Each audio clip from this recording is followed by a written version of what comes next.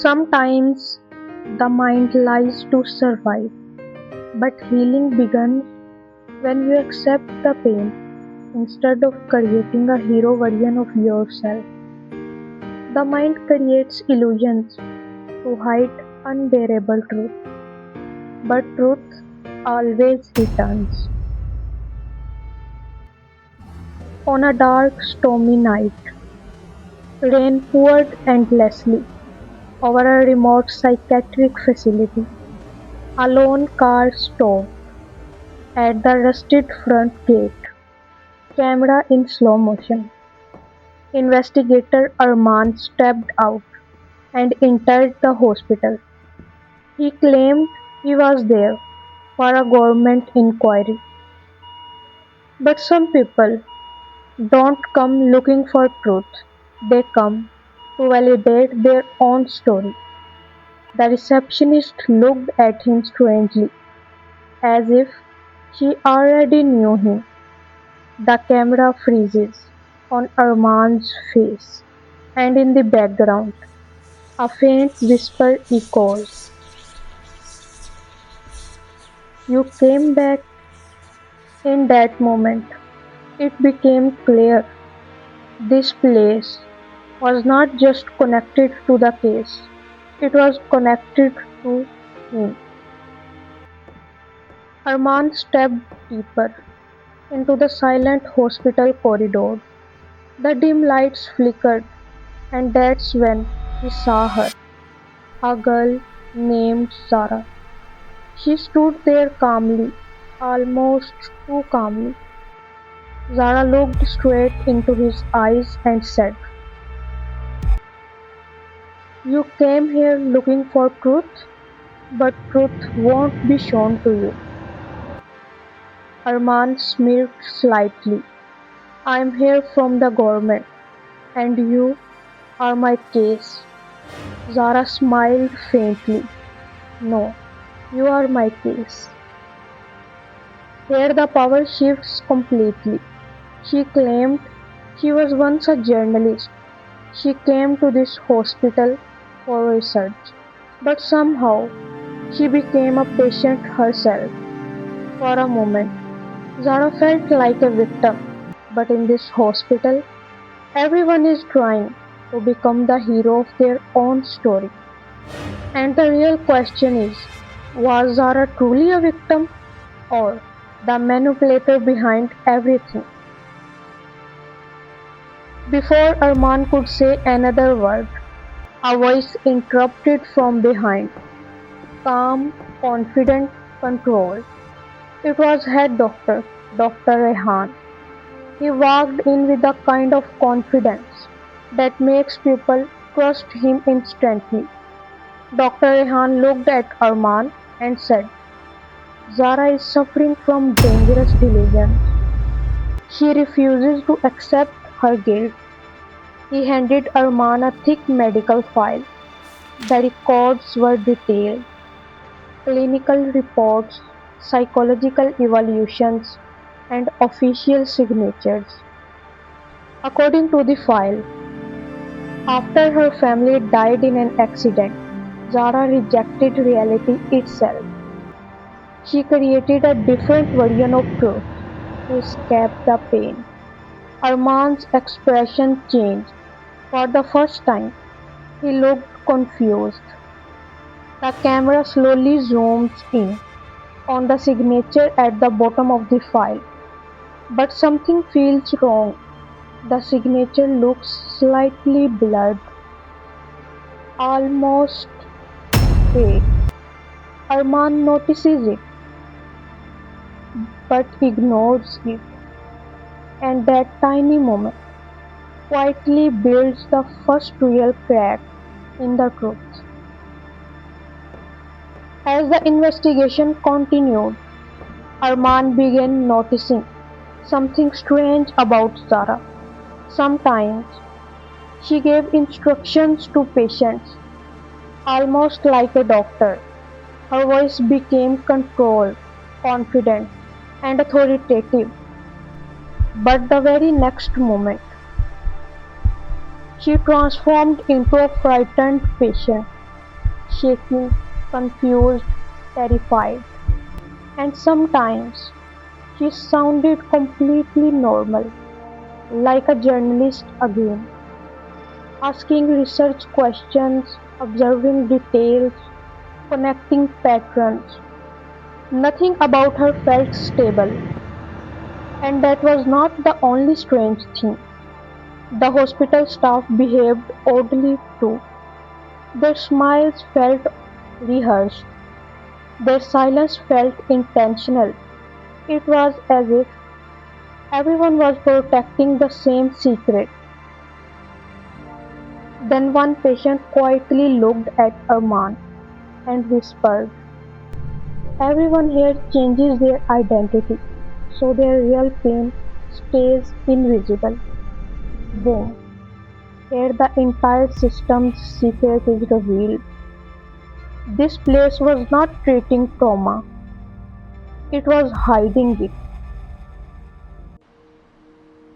Late that night, Arman discovered something hidden beneath the hospital, a basement, and inside it, a locked room.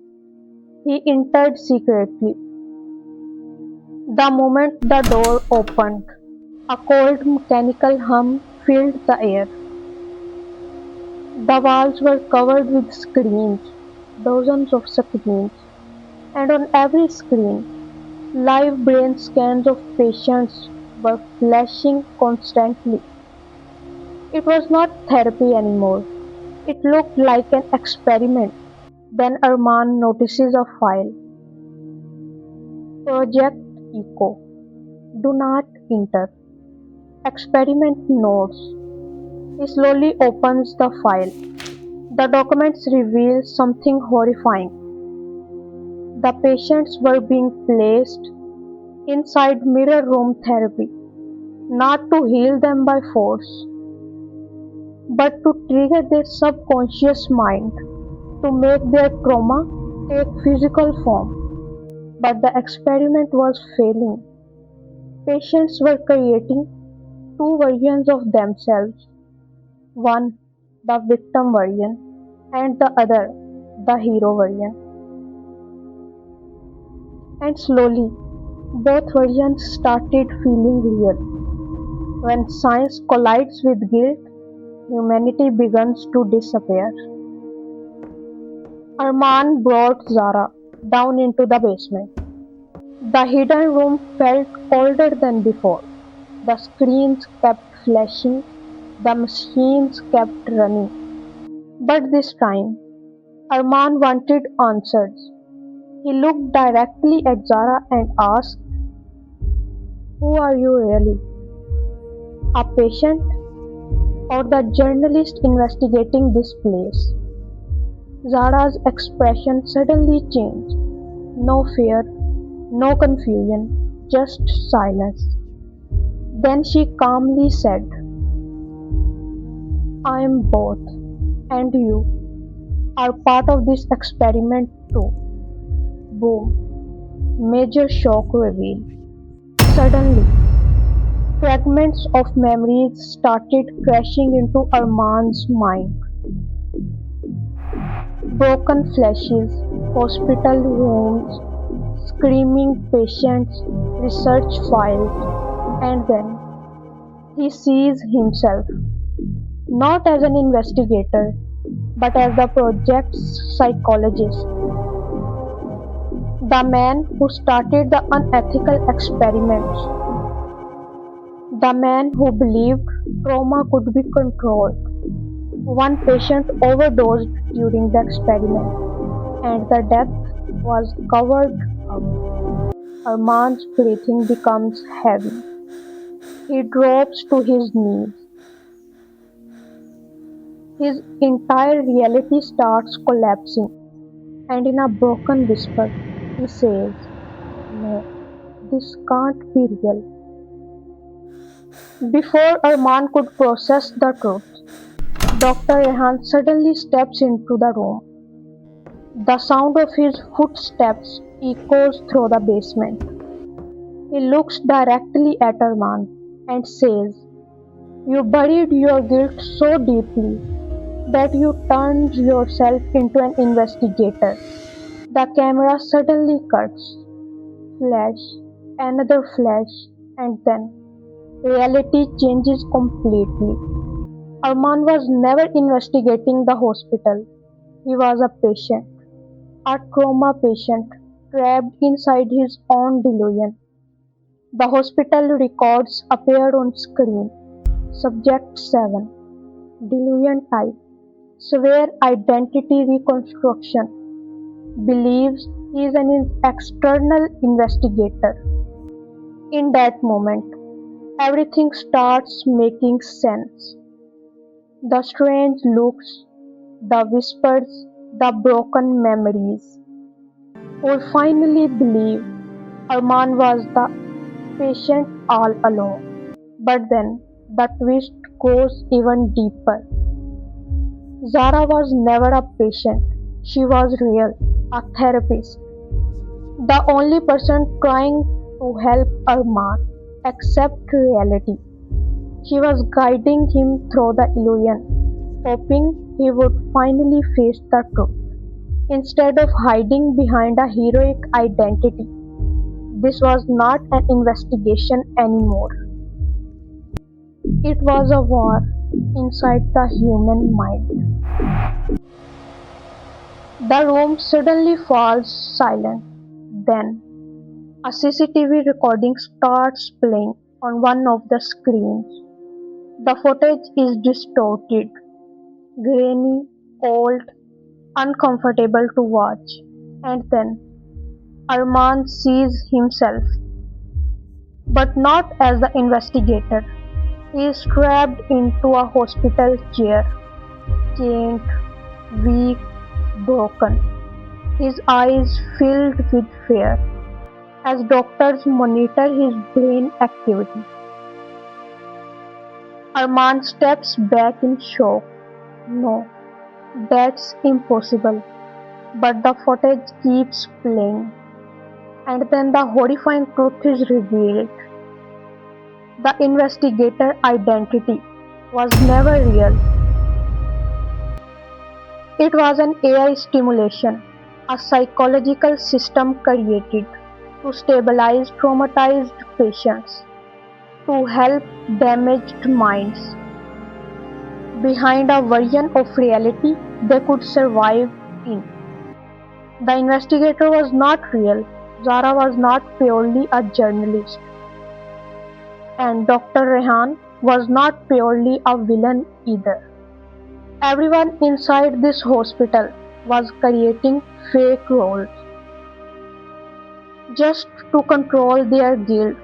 Some became heroes, some became victims, and some pretended to be saviors. In the end, the human mind was not trying to find truth, it was trying to survive it. The silence inside the basement feels heavier than ever.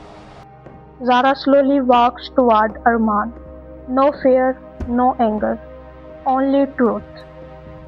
She looks into his eyes and says, "You turned yourself into a hero, but heroes make mistakes too. We often turn our pain into heroic stories, so we don't have to feel guilt." Arman's breathing becomes unstable. The illusion around him starts collapsing. No more investigator, no more fake reality, only memories. Real memories. He finally remembers everything: the experiments, the patient, the overdose, the cover up. Tears fill Arman's eyes, and for the first time, he stops running. In a broken voice, he admits the truth. Yes, I was responsible. I was running away. Suddenly, alarms explode through the hospital. A system alarm starts blaring. Red emergency lights begin flashing everywhere. The AI system becomes unstable. Warning messages flood the screens. Treatment interrupted. System unstable. Initiating reset. And as the system begins to collapse, Arman is forced to face the one thing he feared the most: himself. The system finally settles. Arman is given medication. His breathing calms down, but his eyes are still searching for something. He stands in front of the mirror and looks at his reflection.